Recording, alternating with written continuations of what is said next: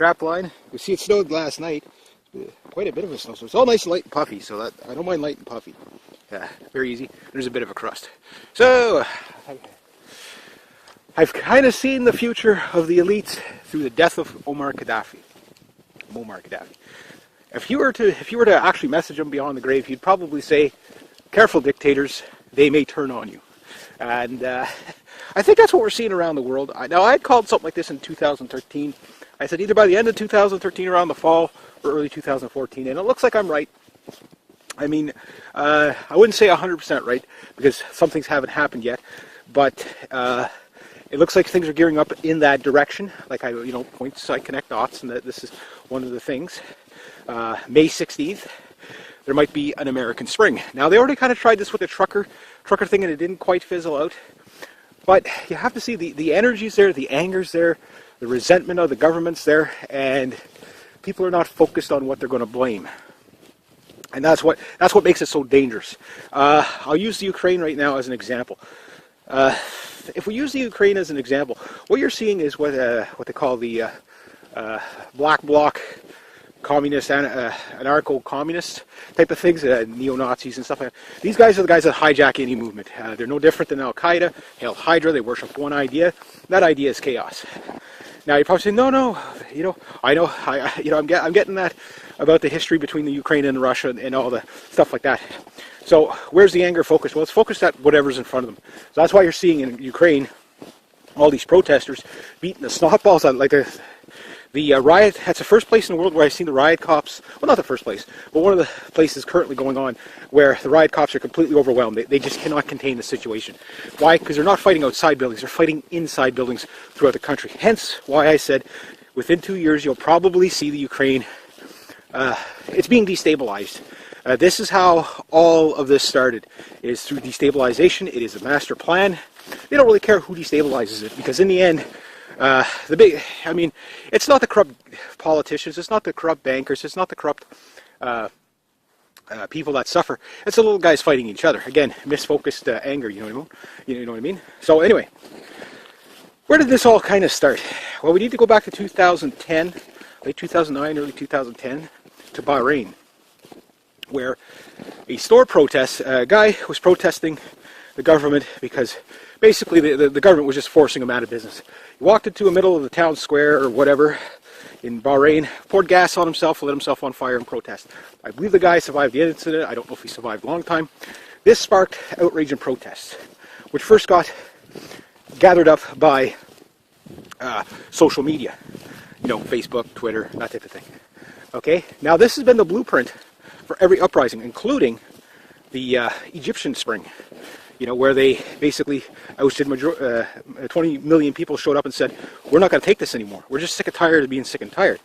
And we know who's doing this to us. Again, if you could ask Gaddafi, he'd probably say, careful, dictators, they will turn on you. And that's the whole thing. The recipe is the same. And that's the same for Greece, Spain, Europe. You got the pitchfork revolution in Italy, that type of thing. All this stuff comes out the same way. Now, we are looking at Soviet-style ideological subversion. Now, when I say Soviet-style ideological subversion, it doesn't mean the Soviets themselves. It means that's the method they're using. Some people, like I say, the biggest threat to humanity next to the chemtrails and nukes is communism. Okay, like Agenda 21 stuff. But this is Agenda 21 stuff. It plays right into the hand. So again, we looked at Occupy Wall Street. You can always count on the communist student, anarcho-communist, to come out and hijack the message. That's all the mainstream media needs to report, is that it's because of a couple of handfuls of these people, they're all like that. And therefore, any legitimate protest tends to get hijacked. That's what they've been doing in the Ukraine. Now with the Ukraine, you have your Soros, you have the European Union, and you have the Americans that are meddling in this crisis. And is it rightfully so? Well, it's neither here nor there. Again, this is about disrupting business between Russia. It's more to hurt Russia than the Ukraine. The Ukraine is just a useful idiot at this moment. They are not going to win if they join the European Union, and they're no better off if they stay with Russia. It's just, they're in a rock and a hard place, and you got to feel bad for them. Now, with The Occupy movement and stuff like that, what did it accomplish? It didn't accomplish anything. There's not a single banker that went to jail. There's only a handful of occupiers that have actually organized anything worthwhile, helping people with mortgage debt and stuff like that. So there is some good in there, but that message will never get out because the mainstream will not cover that. They're not allowed to. They're controlled, right? So look at Ukraine more like controlled opposition, but more look at it as the evolution. I mean, you're seeing a freaking medieval war there. I mean, the way they're fighting, the tactics that they're using, okay, a few people have already been killed. They're basically one step away from just actually all out killing each other. Hail Hydra. This is no different than the civil war going on in Mexico. The only difference is the Mexicans have taken it a step further and they're now shooting at each other. So even though people won't call it a civil war, they call it a drug war, but it's a civil war in Mexico. Is it throughout all of Mexico? No, but you don't want to be living in Mexico City, that type of thing. It's just people don't see the formula here. The people that are angry on the street, they're not in the know. Most of them, they have an idea that things aren't right and stuff like that, but they'll protest anything just to protest. They're not protesting with direction, and that's why you never see anything accomplished. So mass protesting, really, to tell you the truth, is ineffective because you have your provocateurs, you have your black bloc anarcho-communists, which are there just to destroy things. They don't care what the cause is. And because of those guys, those type of protests, mass protesting will never stay peaceful. And if you look at it, almost all the time, and a lot of people are probably not going to like what I'm about to say, but it's the truth. It always starts off with one of these black bloc anarcho-communists. Anarchy is basically no rules, right? Provocateuring. Now, whether they're an actual agent, like what happened in the G20, where they went out and riled people up. Here, I'll throw a Molotov cocktail. Yeah, okay, yeah, well, I'll do that. And then later on you find out the guy's a cop. So these are the guys that hijack the message. That's all they have to do. Hence, nothing gets solved. But if we were to ask Muammar Gaddafi, I'm pretty sure, careful, they will turn on you. Here's why. You still have the legitimate grievance of the people in all these countries. Bahrain, Egypt, whatever. Now, people say, oh yeah, but there was a coup in Egypt when they ousted Morsi, who was democratically elected. Poor Morsi. I mean, we used democracy, but it didn't work. Well, the guy lied. I mean, the guy's a tyrant. He was no different than Mubarak. And, arguably you could probably say the coup was probably staged by Mubarak, but it doesn't matter because it's just directed at the people, or get the people to direct it at whoever their opposition is. Destabilization works that way. Now, the thing about it is this. The people are still legitimately have grievance. They're poor. They don't have food. There's no job opportunities. It's just miserable. At some point, it won't matter what side of the government you're on. They are going to turn on you. Hence, May 16th, I'm going to cover that as a separate issue. If an American spring rises up, I don't think they're ready yet. Some people have been saying, well, this might be the last opportunity. No, there'll be a few more opportunities before the shooting starts, guaranteed. Because people in the United States, no matter how miserable they are right now, on average, we're all doing pretty good in comparison to the rest of the world. I mean, most of us have food in our cupboards, even if not very much. The people over there, they spend 80% of their wages on food, and there's not enough food to buy, even if they have the money. Big difference. And the food is the weapon. So what you'll probably see in the spring is probably like an Occupy type movement. You'll get a whole bunch of people jump in on it, and you'll have to watch out for those black bloc protesters because they will delegitimize the movement really, really quick. These are your vandals. These are the guys that just go there to fight with the police. The second you see these guys step out of line, take them down, hand them over to the police. Yeah, you heard me. Hand them over to the police. Don't give them the excuse. And if they're provocateurs and you can prove that they're a police officer in disguise, don't hand them over to the police. At that point, they need to be put in jail. That's they're there to serve and protect, not to provoke. Now, the police officer, document everything. Document everything. The police officers that are going to try to, use abuse of power, get them. That said, work with them. Get them on your side. That's the problem. It's not a we and the they. It's an all of us. Because eventually they're going to have to face the same tyranny too. Hence, like, what's happening in Ukraine. I mean, the protesters, it's not that they're any better equipped. In fact, they're less capable than the officers. They're just not afraid to steal the shields of the officers, not afraid to steal the batons. They're not afraid to hit the officers using their shields and their sticks. And they've been beating the snot balls out of the police. So, I mean, it is medieval combat what you're seeing there in the Ukraine. It's exactly that. But they're an extra step above the Occupy Wall Street type. You know, like, they're not about just throwing the Molotov cocktails. You know, it's like, wait till that officer falls down and just put the boots to him. And they're doing it. You know, I seen one guy cracking a police officer who kind of, basically, the two guys pulled his shield away from him. The other guy came in with, I guess, a helmet that was from one of the police officers.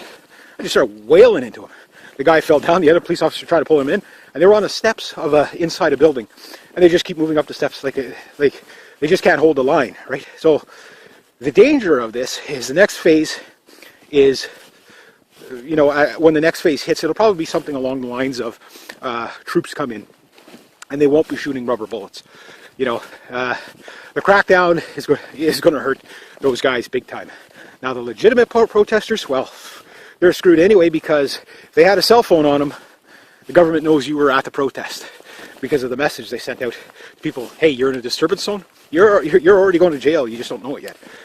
That's going to happen in the United States as well. Now, so it's kind of a little more work than I thought. But with that said, what you're probably going to see in May is the same recipe. They need to hijack this, because what it's about, I agree with the message. Yes, you need to get those corrupt politicians out of there.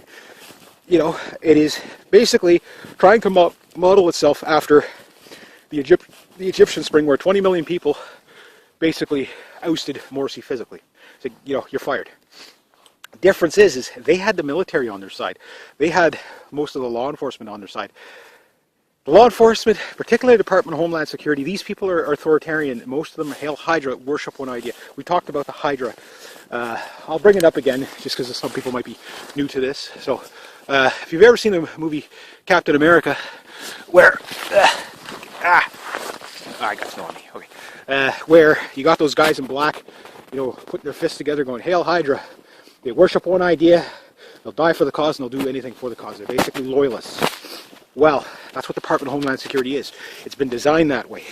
I mean, just look at the magnitude of unarmed people getting shot by cops. They're getting shot while they're in handcuffs. They're getting shot while they're in custody. I mean, police brutality is nothing new.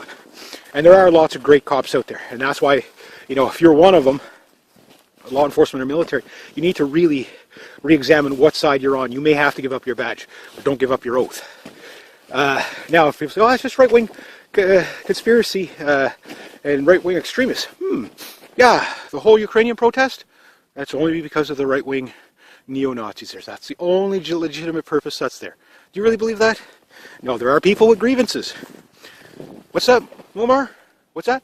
Oh yeah, careful. They'll turn on you, and they will. And when they do, at that point, Jules Salente's saying comes in the best. When people lose everything, they lose it. Now again, America has further to fall. There's no doubt about that. You know, but when you have an unemployment rate of 37%, you know, that's the official unemployment rate. I used to play a game called Tropico, and it was kind of like a SimCity type of thing. And if you fell below a certain approval rating, you had, you know, riots in the streets. Now, the people that still have their jobs, still have their money, again, like Jules Salente says, you know, people don't care until it hits them in the pocket. They don't see what's wrong. Most of these people are going to be like government workers and stuff. Then you're going to have your loyalists in the government, the people who work for the NSA, that type of thing, the FBI, the CIA. Look at the FBI. They turn their main mission statement is no longer about fighting crime. It's about the war on terror, domestic terrorism. Domestic terrorism, not just war on terror, but domestic terrorism. They know it's coming, you know. All the bullet spot, all that stuff, they know it's coming. They're just waiting for the snap, that's all. And I think what we'll see come spring, I mean, right now it's like minus 20. Nobody wants to go in. Now, mind you, in the Ukraine, don't know what the temperatures are in Ukraine, but it's probably capable, to hear. Those people are just a little more grievanced to the point where they're willing to go out in this weather. So what happens when the weather gets nice? Well, anarchy's going to rule. I mean, it will be chaos in the streets. And no, there is not enough police officers, military. Martial law will be useless. It will only enrage people. It's only going to make matters worse. People don't already know, particularly if you're in the United States, under the NDRP, which is a one never mind the NDAA. That's bad enough. 1021 and 1022 of the NDAA. Sure, that's bad enough. But it's the NDRP, which has already stated the draft martial law, confiscation of land and resources from anybody, regardless of what country you're in. Please don't set that off. Sorry about that. Set up. Okay. Now I'm watching all this stuff, and I'm thinking, okay, they know that there's been rumors of 1.8 million to 30 million people that are going to show up at Washington. I doubt that. Why? There's not enough people that are that irate yet to take that kind of action. Again, Egypt, people are starving. In the United States, most of the people are starving, are living on handouts from the government. They're not going to bite the hand that feeds as quickly, but they will. It's not the people that are already in poverty. It's the people that are starting to realize that the economy is purposely targeted to race your dollar to the bottom to buy stuff from the cheapest stuff from the lowest bidder. And if you race your dollar to the bottom, it will get there, and so will all your wealth. People are catching on to that. And as we see the automation of things, every year there's always something that will, automatically eliminate jobs through automation, which is just normal progress, in my opinion. But where you're starting to see the insourcing and the outsourcing going, in the past 2 weeks, we saw thousands of jobs lost in the United States, and all the jobs that are gaining are all part-time work. People are just becoming more poor. We're becoming third world, and as we become third world, you'll see the rise. People take to the streets like they are in Bahrain and stuff like that. You have to look at the level we're at. Like Ukraine is not as bad off as, say, Bahrain or Egypt or whatever, but they're pretty bad off. They're much worse off than here in North America. Hence why the dedication to just lashing out to any sort of government. Hey, didn't I say something like that? It didn't matter what part of the government you were, they were going to lash out on you. Well, it's a frustration. So the point is that this is the fate of all the leaders and dictators. Money's not going to save them. They think they're in control, but because they're so narcissistic, it's like the Emperor Nero effect. They can't see their own demise. And they will, like the George Soroses of the world, the Rothschilds, the Rockefellers, the Queen, all the people that work at JP Morgan, Goldman Sachs, all those places, places that have, people, when they're down and out, there are going to be people standing on their soapboxes and say, hey, they did this to us. Where are they going to go where it's going to be safe? Nowhere. Why? Because some of the people, the difference between the United States and everywhere else is that a lot of these people have military training.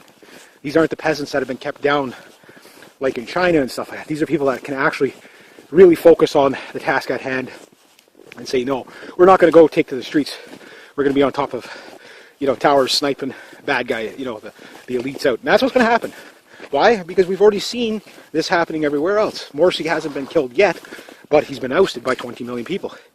If 30 million people make a run on the government, and nothing's going to happen. Obviously, Obama's not going to step down, and he's just a puppet, sure, but he still needs to go, and all of them. And people are going to say, well, we did all that. Okay, it wasn't effective. Just like Occupy Wall Street should have been effective. It wasn't effective. How they're going to hijack it, it don't matter. What they'll probably come up with is, well, if you're a right-wing Tea Partier, conservatives are bad. Again, you have to understand that they really don't like the idea of people who are liberty-minded and self-reliant. They don't like this at all.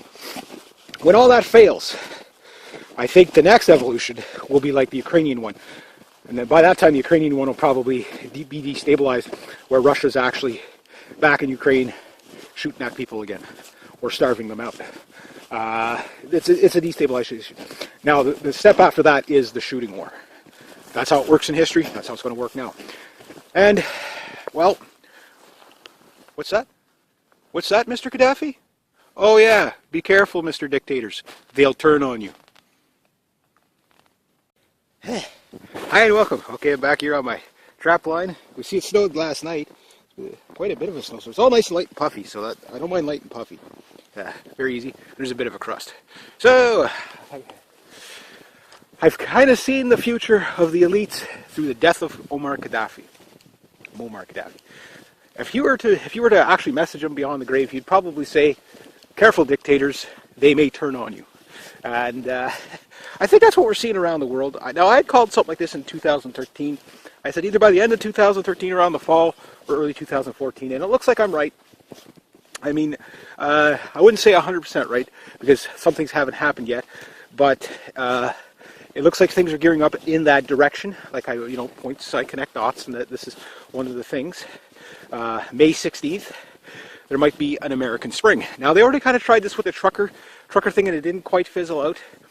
But you have to see the energy's there, the anger's there, the resentment of the government's there, and people are not focused on what they're going to blame. And that's what makes it so dangerous. I'll use the Ukraine right now as an example. If we use the Ukraine as an example, what you're seeing is what they call the black bloc communist, anarcho-communist type of things, neo-Nazis and stuff like that. These guys are the guys that hijack any movement. They're no different than Al-Qaeda, Hail Hydra. They worship one idea. That idea is chaos. Now, you're probably saying, no, I'm getting that about the history between the Ukraine and Russia and all the stuff like that. So, where's the anger focused? Well, it's focused at whatever's in front of them. So that's why you're seeing in Ukraine all these protesters beating the snot balls out, like the riot. That's the first place in the world where I've seen the riot cops, well, not the first place, but one of the places currently going on where the riot cops are completely overwhelmed. They just cannot contain the situation. Why? Because they're not fighting outside buildings, they're fighting inside buildings throughout the country. Hence why I said within 2 years you'll probably see the Ukraine, it's being destabilized. This is how all of this started, is through destabilization. It is a master plan. They don't really care who destabilizes it, because in the end, it's not the corrupt politicians, it's not the corrupt bankers, it's not the corrupt people that suffer. It's the little guys fighting each other. Again, misfocused anger, you know what I mean? So anyway, where did this all kind of start? Well, we need to go back to 2010, late 2009, early 2010, to Bahrain, where a store protest, a guy was protesting the government because basically the government was just forcing him out of business. He walked into the middle of the town square or whatever in Bahrain, poured gas on himself, lit himself on fire and protest. I believe the guy survived the incident. I don't know if he survived a long time. This sparked outrage and protest, which first got